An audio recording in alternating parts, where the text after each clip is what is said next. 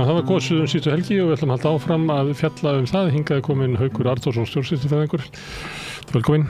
Það bara, við erum í svona millibilsástandi. Já.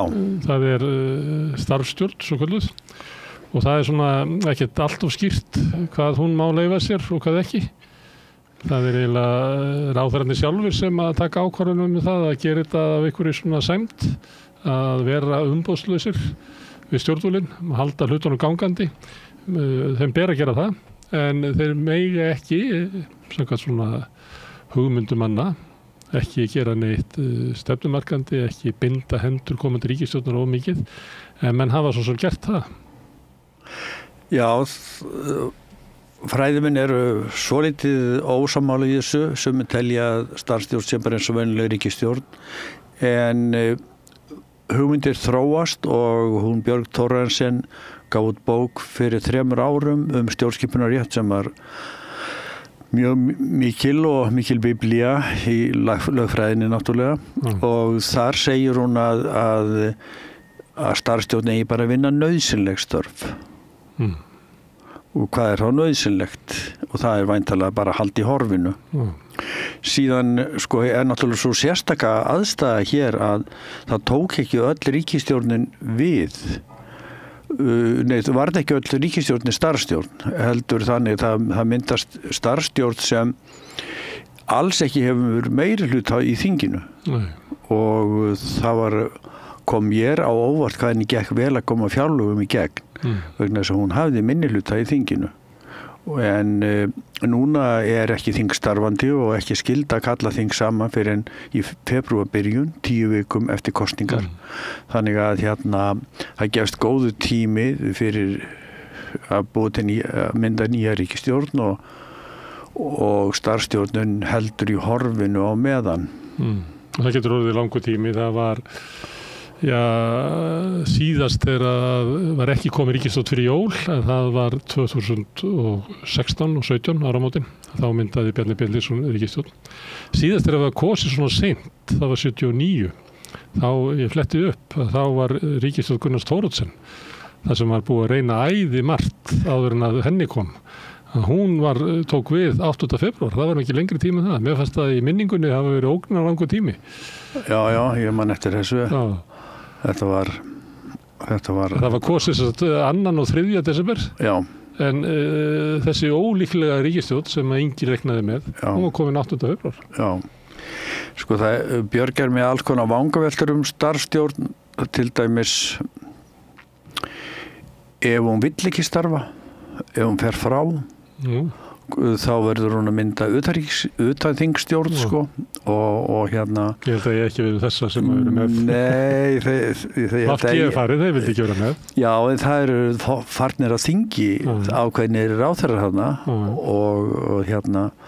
og það má alveg hugsa sér að hún vilji ekki starfa lengur eða henni verði ekki sætt ef hún fer að gera eitthvað sem mælist illa fyrir. En eins og Lilja, Ásmundur Einar, Willum, þeir eru ekkert minni ráðherrar fyrir það að sitja ekki á þingi? Nei. Þau eru bara ráðherrar en ekki þingmenn. Og það ekki þing, þannig að það verður ekkert borið, það verður eitthvað fyrirspurnir til þeirra eða neitt? Nei, og það svolítið athyglisvert að þau starfa í rauninni í umboði forseta. Það tekið upp þingræði 1930 og í Danmörku 1901 og í Danmörku það þannig kom seint í stjórnarskrána að ríkisstjórn myndar sjálfkrafa starfsstjórn þegar hún fellur frá. Þá hún meiri samfellu við það sem þingið vildi. En hér í rauninni höfum við ekki endurnýja stjórnarskrána og við erum svolítið með forsetan nær valdi gamla danska konungsveldisins en danska þingi þannig að það í rauninni forseti sem skipar starfsstjórnina. Forsetin valda meiri heldur kóngurinn í Danmörku. Já, þannig að það tekið af þingræðið, hann skipar starfsstjórnina og hann getur sett hann af og myndað utanríkisstjórn ef þarf. Já, en það nú ólíklegt að það gerist. Já, það ólíklegt. Það gæti gerst náttúrulega, forseti gæti stigið inn ef að ráðherra fara illa með vald sitt. Já, það var eitthvað alvarlegt. Það var hérna því ég nefndi 79 að þá var náttúrulega sem var sérstakt að þá var mynduð hérna þegar stjórnin sprakk að þá var mynduð sko minnihlutastjórn að sú stjórn hún hérna þoldi ekki að starfa sem starfsstjórn til kosninga. Já, það var Benedikt Gröndal. Bandalagið og Framsókn gengur út úr í stjórninni, en hún satt sem minnihlutastjórn Alþýðuflokksins. Já, það var Benedikt Gröndal, já. Þannig það var svolítið svona, voru sérstakar aðstæður sem að við erum bara vungir til þess að ráða í aukuminn. Já. Hvað gekk á þá? En hvernig líst þér á stjórnarmyndunina? Hvernig líst þér bara á kosningarnar? Ég spyr eiginlega alla gesti mína núna, hvernig líst þér á kosningaúrslitin? Mér líst nú bara vel á þau og ég nú ekki einn af þeim sem segja að vinstri hafi staðið sér illa. Sko ég tel Ingu Sæland í rauninni vera Aðalheiði Bjarnfreðsdóttur okkar tíma. Hún svo sem vill reka fátæktina á braut og það þessi gömlu sósíalísku sjónarmið að allir eigi vera jafnir í þjóðfélaginu, það eigi að berjast fyrir jöfnuð í þjóðfélaginu, það eigi að taka af þeim sem eru ríkir og jafna aðstæður og þannig að ég tel að eins og hefur sýnt sig í könnunum sko að það eru margir vinstramegin sem fóru til Flokks fólksins og hún og Samfylkingin fá ansi mikið, síðan náttúrulega fær sósíalistaflokkurinn 9.000 atkvæði tæplega og Vinstri græn svo lítið og Píratar svo lítið, þannig að samanlagt erum við ekki að tala um neinn hægri sigur. Nei, það kemur þannig út í þingið eins og verður hægri. Þannig að segjum að þessi ríkisstjórn sem núna verið að reyna að mynda við reist Samfylkingin og Flokkur fólksins, þá verður stjórnarandstaðan verður Sjálfstæðisflokkur, Miðflokkur og Framsókn. Já. Það verður engin gagnrýni frá vinstri inni á þingi. Nei, það verður svolítið sérstakt þing. Já. Og kannski ekki alveg í takt við það sem að kjósendur verður. Ef ég má skjóta inn að það eru 20.000 atkvæði sem að fóru til sósíalista, Pírata og VG sem ekki skila þingmönnum. Ég held að séu allavega 10.000 pluss atkvæði í viðbót sem að fóru á síðustu 2-3 dögunum að vótta við að atkvæði myndu glatast. Og maður sér það alveg á könnunum að bæði Flokkur fólksins og Samfylkingin koma eiginlega betur út og meiri sér Viðreisn heldur en að ætla mætti í öllum svona kosningaspám sem að voru þar sem að var verið að reyna að meta svona niðurstöðu kosninga í samhengi við kosninga að þá allir þessi flokkur komu miklu betur út, þannig að það má ætla og það maður getur náttúrulega aldrei, en það mun líklega koma í ljós í kosningarannsókninni, það má ætla að hluti kjósenda, kannski 4% stig kjósenda, hafi verið að flytja sig og kjósa taktist í lokin.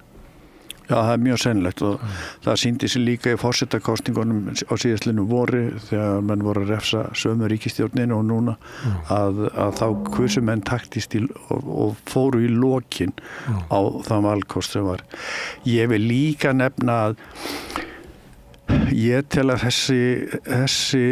þessa kosningar hafi snúist allt og mikið tölfræði og menn bíðu bara eftir næstu skoðanakönnun. Þetta búið að vera lengi hérna, þetta vandamál í öllum umræðum, þetta endalaust að tala skoðanakannanir. Og það ekki talað mikið málefni, þannig að kjósendur hætta að velja flokka eftir málefnum en fara að velja þá eftir prósentum og þá fara manni kjósast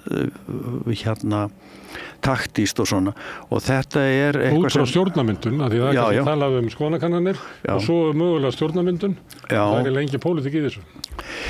Það allt og lítið málefni og þegar að verður og það sem við höfum ekki blokkamyndun eins og í Danmörku þar sem höfum vinstri og hægri blokkir sem þetta að bresta. Já, að vísu en samt megin atriðið í Norður-Evrópu og Skandinavíu og hefur alltaf verið að vera með blokkir og það þýðir að kjósendur hafa einhver málefni sem þau vita að verði ofan á eftir kosningar en hér veit maður ekkert hvað verður eftir kosningar og flokkarnir eru ekkert að gefa sko kosningalofur sem segja að ég fer ekki í ríkisstjórn nema þetta verði og það þá helst Inga Sæland sem hefur gert það og hérna þannig að kjósendur kjósa bara á forsendum prósentna og tölfræði og Ólafur Þ. Harðarson rekur í réttirnar. Herðu, þú segir að Inga Sæland sé Aðalheiður Bjarnfreðsdóttir okkar tíma. Hún var af miklu framsóknarkyni en hún fór í framboð fyrir borgaraflokkinni með Alberti Guðmundssyni, sem satt á þingi. Já. Sá flokkur komst svona með seinni skipunum einhvern veginn inn í ríkisstjórn en ég held að hún hafi nú ekki haft teljandi áhrif á það. Inga, hún ætlar sér að hafa mikil áhrif í ríkisstjórn. Já, maður sér ef það rétt eftir haft í Mogganum í morgun þá sér maður að hún vil fá 450.000 á mánuði fyrir fátækasta hópin í landinu og hún vil fá það skattfrjálst sem eru mikil tíðindi. Sem að Samtök atvinnulífsins rekna upp á 90 milljarða minnum mig, svo skattleysið. Já. Og svo þarf hann náttúrulega að finna peningana fyrir eftirlaunum og örorkubótum. Já, Morgan sagði að samanlagt væri þetta 390 milljarðar. Já, það var Andrés Magnússon sem var að setja það saman. En ég sá að það var vísað í sko skattabreitingin. En þá náttúrulega að því að þau leggja til að persónuafslátturinn muni síðan fjara út sem þá svona eins og svona ígildi skattþreps eða eitthvað, ég veit ekki, þetta kemur svona önnur vídd inn í þetta, það sem að verður flóknara að segja hvað árið það verður, en það verður allavega þannig að þeir sem eru með 1 milljón og meira í mánuði að þeir myndu missa persónuafsláttinn sín og borga þá líklega 60.000 krónur meira í skatt á mánuði. Já, þú ert nú svo góður að reikna, Gunnar Smári. Ég fylgdi ekki alveg eftir. Já, svo þeir tala um það að aðferðin er svo að hækka persónuafsláttinn og láta hann síðan sko fjara út eftir því sem að tekjuðinn að hækka. Já, svoleiðis. Þannig að hluti af þessu yrði fjármagnað innan tekjuskattskerfisins sem verið þá hærri skattar á yfir miðlungstekjur og þá kannski líklega hærri tekjur sem að öllu líkindum mun ekki duga til þess að vega upp hitt. Þannig að einhver kostnaðurinn sko í sjálfum sér en það verður gaman að sjá ef að væri einhver svona það til dæmis í Bretlandi, það til sjálfstæðsstofnun sem að reiknar út skattabreitingar og ýmsa tillögur stjórnmálaflokka. Það verður gaman að það væri eitthvað svona batteri til á Íslandi. Já, það nú helst Efling og Stefán Ólafsson sem ætti að geta gert það. En sko, persónufrádráttur hann gerir það verkum að það eru ekki skattalaun sem inn yfir 160.000 núna og allir tekjuflokkar njóta skattaafsláttsins. Þannig að öll þjóðin fær 160.000 skattfrjálst eða þú ert í raunin að tala um að skattfrelsið verið þá tölvöld mikið hærra og fasist út. Já, það er það sem að Inga Sæland er að tala um ekki. Já, Inga Sæland. Ég held að þetta sé ágætis hugmynd. Þú getur gert þetta bæði með skattþrepinu eða persónuafslættinum. Ég veit ekki alveg hvað ávinningur verður að gera þetta sérstaklega með persónuafslættinum. Veit það bara ekki. Þú getur bara hækka þá þrepin í efri tekjunum. Ef þú vilt láta launafólk fjármagna skattleysi þeirra sem eru á lægstu laununum. Já. Þú gert það. Já. Það vantar svona stofnun eins og Bretarnir eru með. Já, það gerir það. Sem að getur kastað bara fram svona, þannig að við sem ekki að hlusta á Andrés Magnússon eða Samtök atvinnulífsins útlista fyrir okkur hver stefna Flokks fólksins er. Nei, og hóta því eins og morgun að vaxtalækkun eigi sér ekki stað fyrir eftir 2 ár. Já. En ef að þetta tillega Ingu, þá rekst það bara á kosningalofur Viðreisnar að hækka ekki skatta.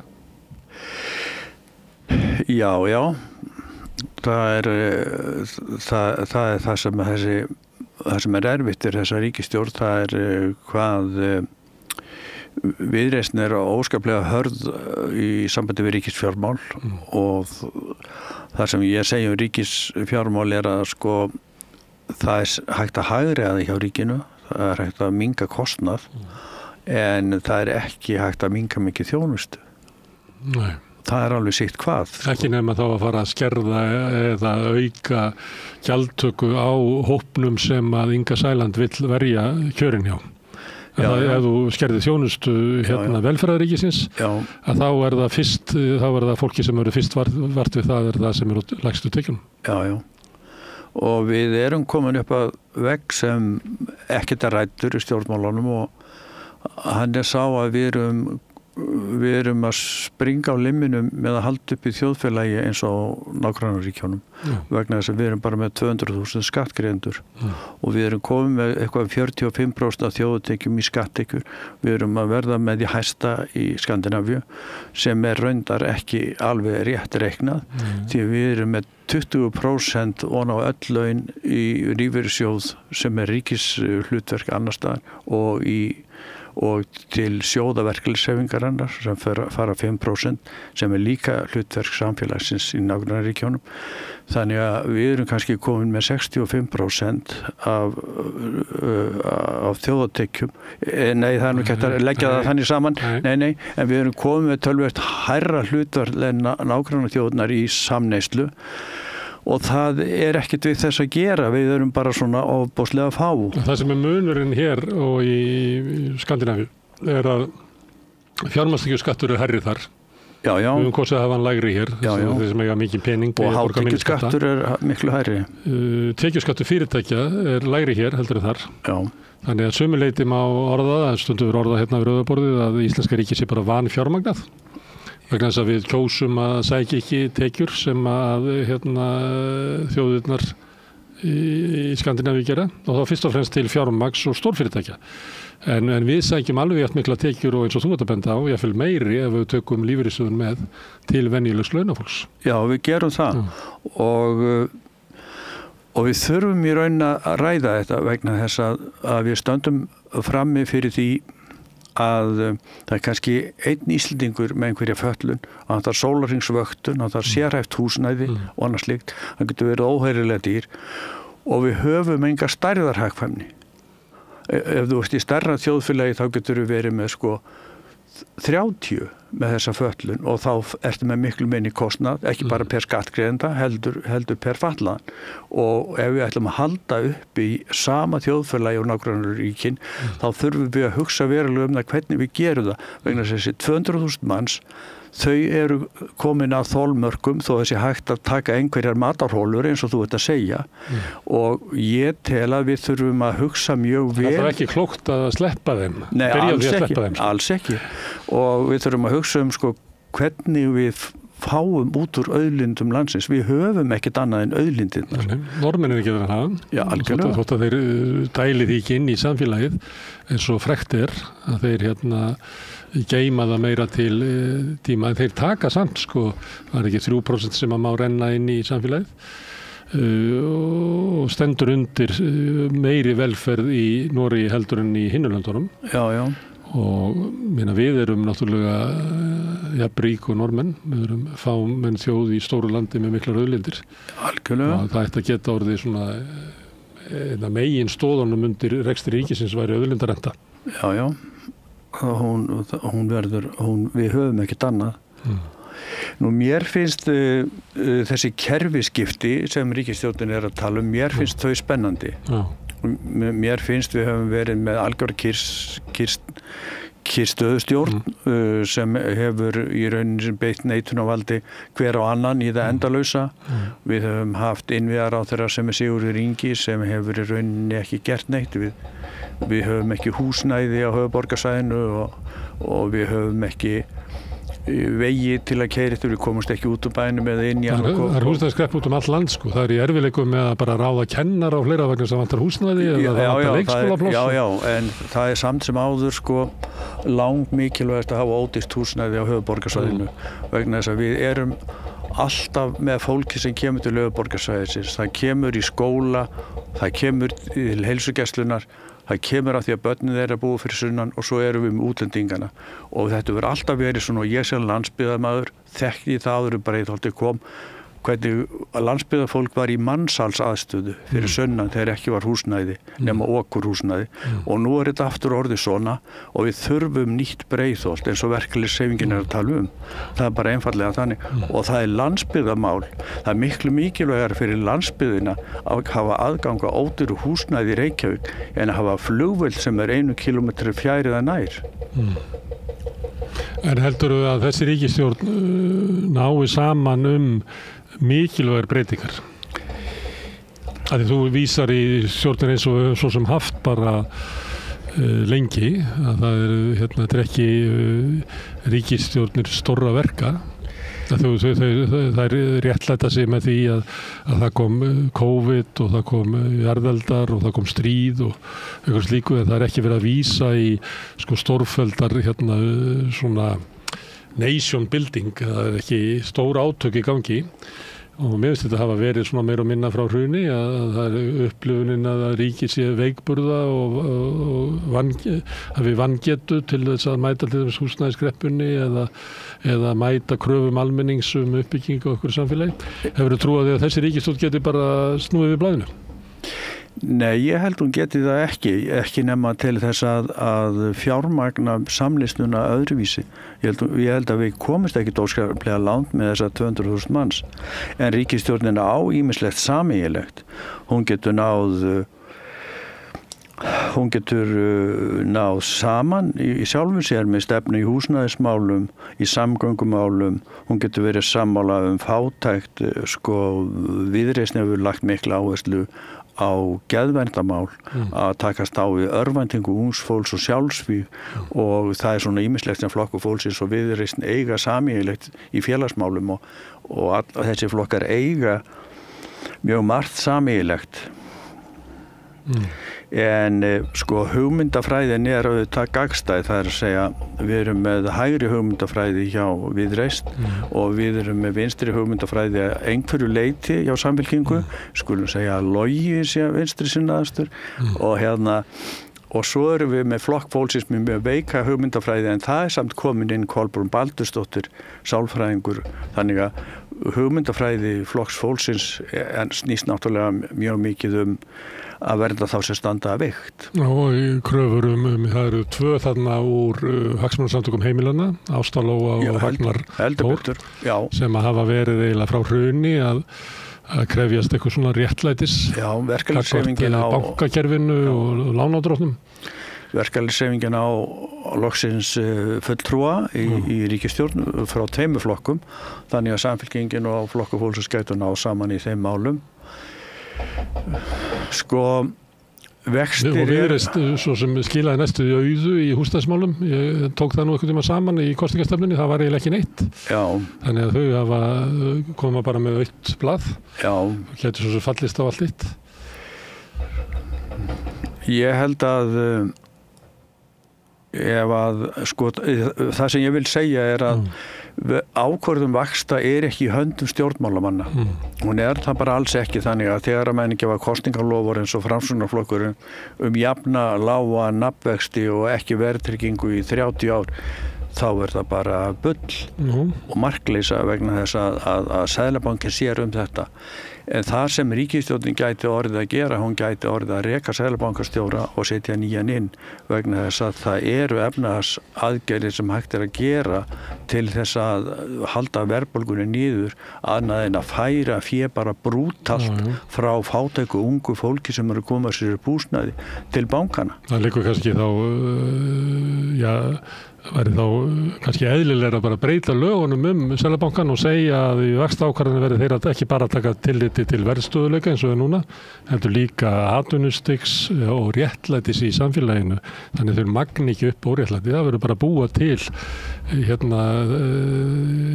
það er vörður sem að bankin ætti að fylgjast með ef menn vilja hafa vaxtaákvarðana þar. Já, það auðvitað hugsanlegt. Það auðvitað hugsanlegt en bankin hefur verið ótrúlega brútal í þessu. Þannig að það þessi þetta eina gætlæni sem hann hefur og hann eiginlega orðið síðast í Seðlabankin í okkar heimshluta sem hefur bara verðstöðuleika sem hann á bara að taka til þess sem að þýði það að hann náttúrulega bara sprengir upp vextina og flytur fé frá skuldurum til þeirra sem eiga.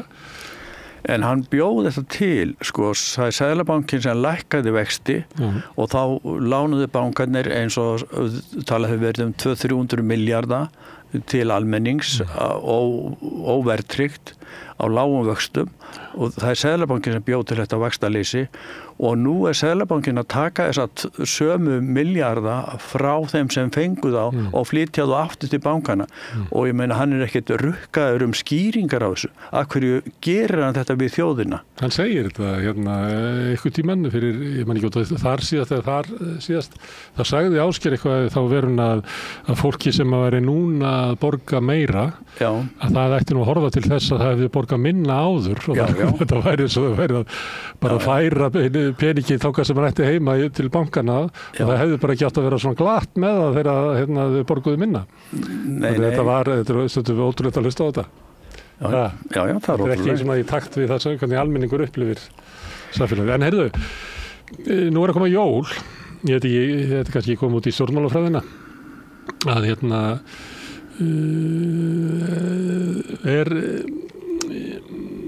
hvað hefur Kristrún langan tíma til þess að koma með einhverja niðurstöðu úr þessu?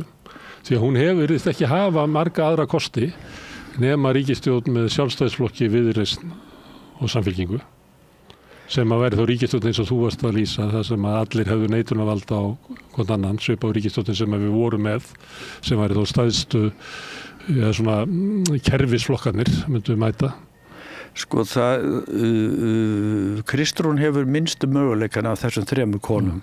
Hún á mjög erfitt með að fara í samstarfi Sjálfstæðisflokkinn. Af hverju? Fyrst og fremst af hugmyndafræðilegum ástæðum og þau standa náttúrulega ekki nálægt, til dæmis stefna Viðreisnar í kapitalisma miklu flóknari og byggir miklu meira á siðferðilegum grunni en hjá Sjálfstæðisflokknum. Það er að segja bakvið Viðreisn eru menn eins og Daði Már Kristófersson, háskólaprófessor og fleiri og það er ekki þessi banal kapitalismi þarna í gangi. Þannig að sumu leyti gengur sú stefna nálægt hægri kratisma samfylkingarinnar en sem sagt Sjálfstæðisflokkurinn er miklu nær viðskiptaráði í einhverjum gamaldags mjög einföldum kapitalisma sem bara verja auðinn. Og meðan að Viðreisn er ennþá svo bernsk að hún trúir á því að kapitalismin geti búið til gott samfélag. Sjálfstæðisflokkur veit að svo er ekki en ætla bara að passa sitt fólk. En hægri krallandi þeir eru ennþá svolítið svag fyrir því að kapitalismin sé besta tækið til þess að búið til gott samfélag. Þannig að ég tel að Kristrún hafi minnstu möguleikana en hins vegar hefur Þorgerður Katrín og Inga þær hafa möguleika að fara með í Sjálfstæðisflokkinn og ég á freka von á að það muni reyna á það. Það dugar ekki ríkisstjórn Sjálfstæðisflokks Viðreisnar og Ingu. Miðflokks og Flokks fólksins. Nei. Það dugar ekki. Nei. Í mannskap.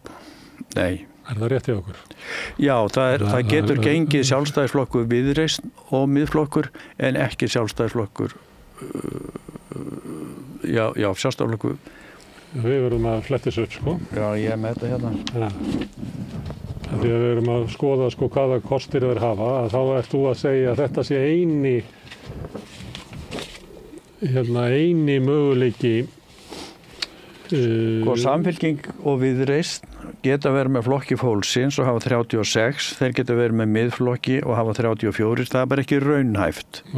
Og Sjálfstæðisflokk og Viðreisn geta verið með flokki fólksins og hafa 35 og þeir geta verið með miðflokki og hafa 33 og ég er ekki viss að það sé raunhæft heldur, ég held að miðflokkurinn og Viðreisn eigi ekkert sameiginlegt.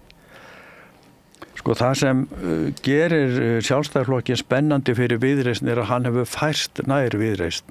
Sjálfstæðisflokkurinn hefur tekið sér ótrúlegu taki síðustu vikurnar og ég held við áttum okkur ekki alveg á því af því að þetta er svo nálægt okkur hvað Bjarni hefur breytt flokknum.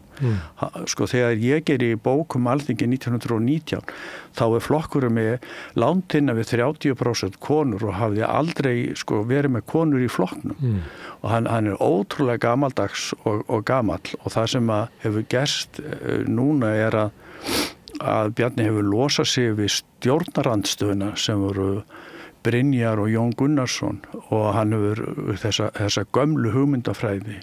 En hann nú oft sjálfur að taka undir, sérstaklega með Jóni Gunnarssoni? Já, hann að því. En hann hefur losað sig við þjóðurnisinnana í miðflokkin, hann hefur losað sig við fullveldisinnana til Arnars Þórs og þeir reyndust nú fáir. Þannig að hann með miklu samstæðari flokk, hann með unga konur, Diljá Mist, Hildi Sverrisdóttur,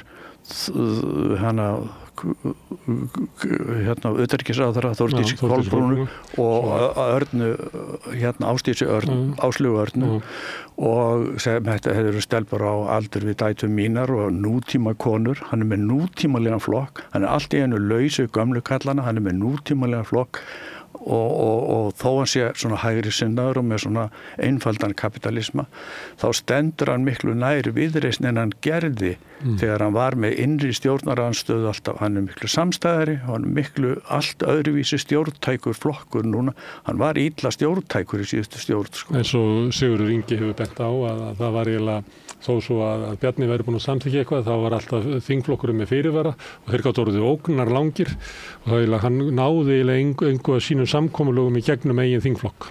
Það var eiginlega staðan. Já. Valkostirnir eru Kristrún hefur það sem hún að reyna núna, það Samfylking, Viðreisn og Flokkur fólksins. Já. Þú segir að hinn valkosturinn sem Samfylkingin, Sjálfstæðisflokkur og Viðreisn, að það kom ekki til greina. Ég ekki viss það. Það sem að Viðreisn hefur, það sem verið að reyna núna, Viðreisn, Samfylking og Flokkur fólksins, hún gæti líka farið í hreina hægri stjórn sem væri Viðreisn, Sjálfstæðisflokkur og Miðflokkur. Já. Bara að umbreyta samfélaginu enn frekar í átt að nýfrjálshyggju og hægri stefnu og hún gæti farið með svona aðeins mildar útgáfa því sem væri þá Sjálfstæðisflokkur, Viðreisn og Flokkur fólksins. Já, hún geti gert það. Inga Sæland hefur þennan kost sem núna í boði og þennan sem ég nefndi síðast sem að fara þá með Sjálfstæðisflokknum og Viðreisn. Já. En það þarna, ef þú með 14 þingmenn og Sjálfstæðismanna, 10 þingmenn frá Flokki fólksins, þá ertu komið með 24, svo bætur við 8 frá miðflokki, þá ertu komið í 32 sem minnsti. Já, ekkert varadekk eins og sagt. Ekkert varadekk og þá horfa forystumennir yfir liðið og segja, ætlum við að láta líf þessar ríkisstjórnar hanga á, við getum sagt Ragnari Þór Ingólfssyni í Flokki fólksins, Snorra Mássyni í miðflokknum. Já. Og þar frá undir göttunum. Og það er sjaldan sem að svona ríkisstjórnir eru myndaðar. Bjarni talaði að hann hafi neyðst til þess að mynda svona ríkisstjórn með Viðreisn og Bjartri framtíð. Það sem að var mikilvægt að allir héldu hópinn og það hefði reynst ákaflega illa og hann var eins og í einhverju viðtali þá var eins og væri bara slá þetta að hann myndi aldrei reyna þetta aftur. Já. Þannig að þú eiginlega með á sömu skoðun að þú segir að þetta sé svo veik ríkisstjórn með svo veika meirihluta að það eiginlega tómt mál að tala hann. Já, ég held það sé alveg tómt mál að tala. Það náttúrulega reynsla á Íslandi fyrir að vera með þessar ríkisstjórnum með litlum En síðan eitt í viðbót. Ég ætla að skjóta inn einni ríkisstjórn sem að gleymist oft. Af því að eðlilega þá kemur Sigurður Ingi mjög svektur út úr kosningunum og til þessu hálf svikinn af samstarfi við Sjálfstæðisflokkinn og fleira. En hann líka klókur, þannig hann kemur og segir við erum ekkert að fara í ríkisstjórn vegna þess að hann veit að með sína 5 að þá hefur hann ekki neitt að sækja. En það getur verið þannig að þegar allt rítur við myndun annar ríkisstjórnar eins og til þess frá sjónarhóli Kristrúnar sem horfir upp á það ef að þessi ríkisstjórn ekki að ganga af því að 450 krónurnar hennar Ingu það ómúlegt að koma þeim í gegni Viðreisn og jafnvel Samfylkinguna sjálfa sem leggur mikla áherslu á að ná jafnvægi í ríkisrekstri mjög hratt og þá þyrftur að auka skatttekjurnar þess meira og það bara ekki hægt með Viðreisn. Þannig Þannig þá getur hún hugsað, ég meina það er hérna rétt sem Haukur segir að það er bara sjálfsmorð að fara í ríkisstjórn með Sjálfstæðisflokknum. En þá höfum við möguleika á að segja við Þorgerði Katrínu að nú verðum við að tala við þessa 5 þingmenn Framsóknar. Og þá ertu komið með 29 þingmenn sem að Samfylkingin og Viðreisn hefur, pluss 5, það eru 34. Og þarna ætti að vera flokkar sem ætti að geta haldið utan sitt fólk. Það er ekkert sem bendir til þess að inn í Viðreisn sé einhver svona Jón Gunnarsson eða Nei. Það er frekar að fara að leita minni í Samfylkingunni sjálfri. En þarna verður komið með svona hefðbundnari ríkisstjórn. Já. Ég myndi ekki afskrifa þessa, sko. Nei, og þetta geti enda með henni. Já. En hún er náttúrulega ekki að borðinu fyrst, sko. Ég tel að Viðreisn hafi í rauninni lykilstöðuna, getur valið Samfylkingu eða Sjálfstæðisflokk. Og það skiptir eiginlega ekki máli fyrir flokk fólksins hvort verður.